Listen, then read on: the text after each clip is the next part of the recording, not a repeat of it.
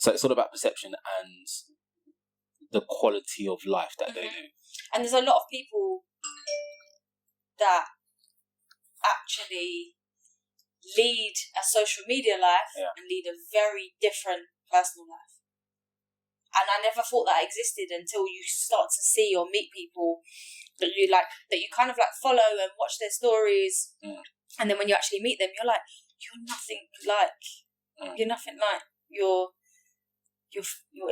whole persona that you've got on your social media. And that's why I've had a lot of, like, not a lot of people, but there was this one time where I was at Carnival and it was so mad because someone come up to me and he was like, oh my God, I follow you on Instagram. He was like, you look so good in real life. And I was like, thanks. and then it kind of like, and then I sat there and thought about it and I was like, what does he mean by that? Like that I look.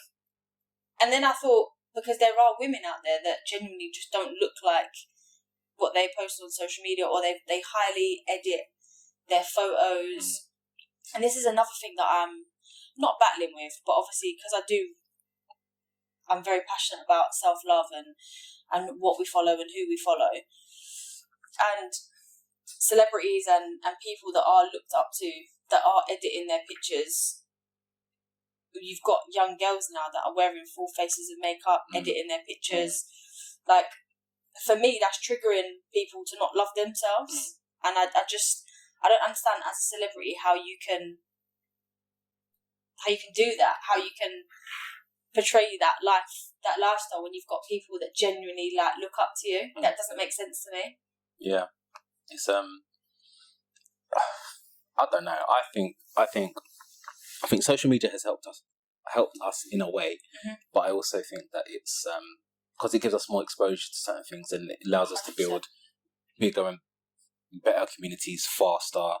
It allows us to stay educated about certain things. It allows us to spread the word about certain things. But at the same time, I think it's dumbing us down as like a society, as human beings. And and I've said this a few times on it, but I've just come across so many different things recently about women that are proper vain. And the thing is, like, you could, okay, let's say a girl who is really. But there's, I'm sorry, I'm just gonna. There's guys like it too. I know you keep saying. No, you keep saying females, but there's men like it too. But with guys, I think it's more about. It's not about what the girl's got. It's about her look. I don't. If there are guys out there that are creaming for a girl's pocket, then Jesus, that is waste. There's guys out there. I mean, that is personally waste. Not experienced it, but I know people that have, or people that. Yeah, it does happen. But it's not widespread, though, is it? I think it's more. I think it's more widespread. It is more female. Yeah. But it is both.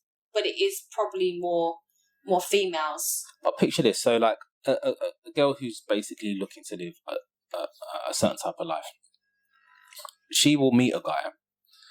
Let's say he's in the music industry, or let's say he's a footballer or whatever. She just wants a certain quality of life. Yeah. And she wants to be an influencer or something like that, right? So she will scratch, claw and fight to get him. Once she's found someone that, and all it is, he needs to be good looking and have a bank pocket, like a good bank account. Basically. And she will scratch and claw for him. Once she gets him, she's in that relationship. What have you actually got? All right, holidays, okay, clothes. You can start popping off your Instagram and your socials or whatever. But that connection, that how much energy are you expending to be the character that he wants you to be? Yeah. In the nicest way possible. You tend to find those kind of people in general don't have much going for them anyway. Yeah. As in they've got nothing else to offer personality wise. They can only offer their looks, or they can only offer. What, the girl or the guy, you mean? Either or. Okay. Yeah, I'll give you that.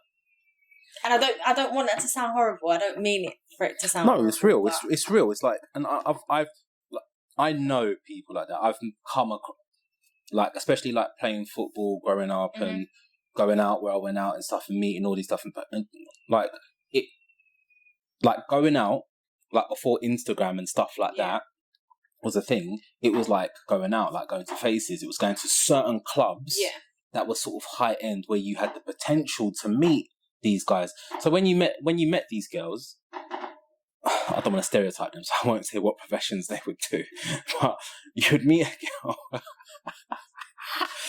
you would meet a girl, and they might work in beauty, or or they might work in beauty. They might work in beauty, or they might work in retail. And retail could be anything from like Tesco's to bloody M&S or something like that. Yeah. And or something else, or admin, or PAs. You know, it was, and no offense to if you do any of those professions, please don't come for me. No offense, okay, because a job is a job. You just need to earn your money and get by, right? Exactly. So, but a lot of those people also didn't have, they were a certain type of people. They didn't have the drive or the capacity or creativity to create something for themselves, or take a particular lane, or have the energy to get to where they wanted to get to. Yeah. But they were pretty. Yeah. And they liked nice things. And then all of a sudden it turns from, we're going out, and going out was like, it was the Instagram, it was the post, it was the like post, it was the big, you know, it's like, I get my lights and to put my, you know, my best dress on. And there's places that people go now, like restaurants that people go in that are like known as the most Instagrammable places. And I know there's girls that buy outfits just for that and then send them back. But that's been going on for time. That whole outfit thing, I don't know a ton of people because I'm not even really on Instagram that much, but I do know people that do that, and just to I know people well, and I can go on their Instagram, and what they portray on their Instagram is not who they are, what they have, what they're about at all. And I just think to myself, like, what is it that who are you trying to... I genuinely believe that people don't know themselves enough, or they're led by social media so much, they're so unhappy with who they are, that they just want to be they want to be someone else. But then there's so many angles to it, and I do sit and think about loads of different things, because I remember when I was at school, and all I ever wanted to do at school was fit in. So like if the newest trainers came out, or like always had the nicest kickers, my parents didn't have the money to cater for those things. That they couldn't give me those things, so I always felt like I couldn't have those things, and it made me feel really sad because I couldn't fit in. So then, as soon as I was able to earn my own money, I was like, right, I want these things. Like, I want to be able to say that I can get these things for myself.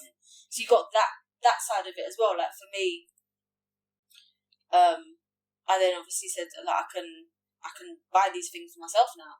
So I'm gonna try and fit in. But then obviously it got to a stage where I was like, do you know what? I don't want to fit in no more. Yeah. I don't want to fit in no more. Have you ever...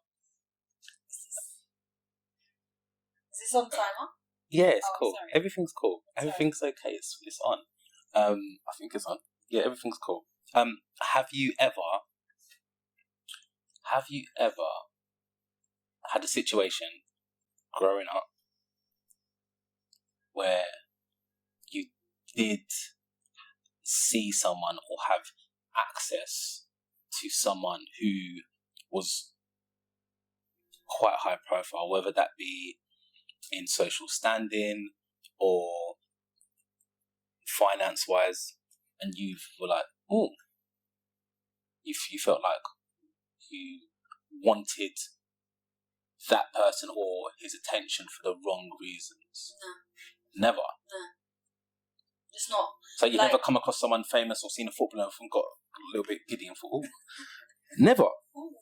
Don't get me wrong. Like, if I was in a club and Usher walked over to me, I'd be like, this is a problem, guys. Usher's approaching me. He wouldn't be approaching you for it to be a problem. He would just be, he'd be a mile away and it'd be a problem. What are you talking about? So, I don't know. I suppose, like, when I was younger, I didn't have a high value of myself. So, I probably always thought they wouldn't look at me like that way anyway. And then now, I don't know. I wouldn't surround myself with. It's weird because I don't actually find men attractive that have loads of money and brag that they have loads of money. It actually makes me feel a little bit sick.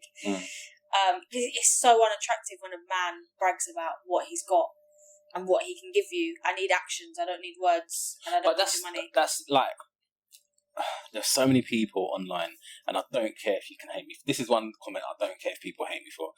But, like, they'll show off that they're driving an AMG or they've got a Birkin bag. But when you deep it and you look at their bank account, and you've got £200 in your savings account, what is it? What life are you living? Like, okay, you've got a nice car. Everyone's living that you only live once lifestyle. That's what it is. And at some point there was some sort of translation of let's live once. But there's no future.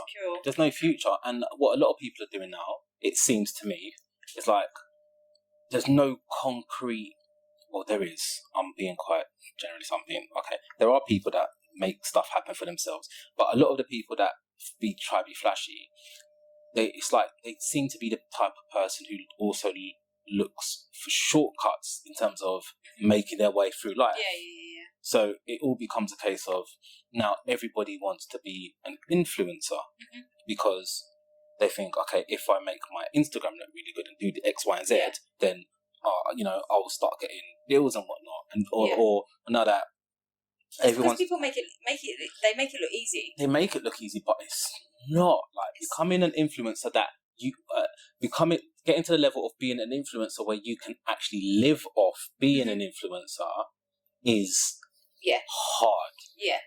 It is hard. Like,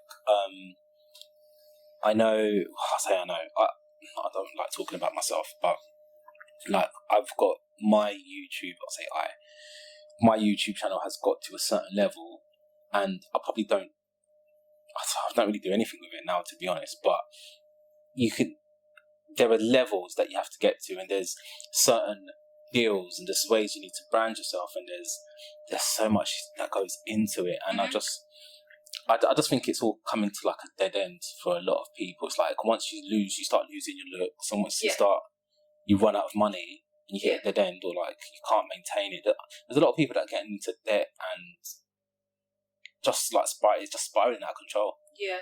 Especially like you hear about all of the individuals that were, not all of the individuals, but some of the individuals that were on Love Island. Love Island? Is it Love Island? Yeah. And they've come out, and there's been a few like unfortunate incidents and stuff like that where they just can't maintain it, or they don't know how to.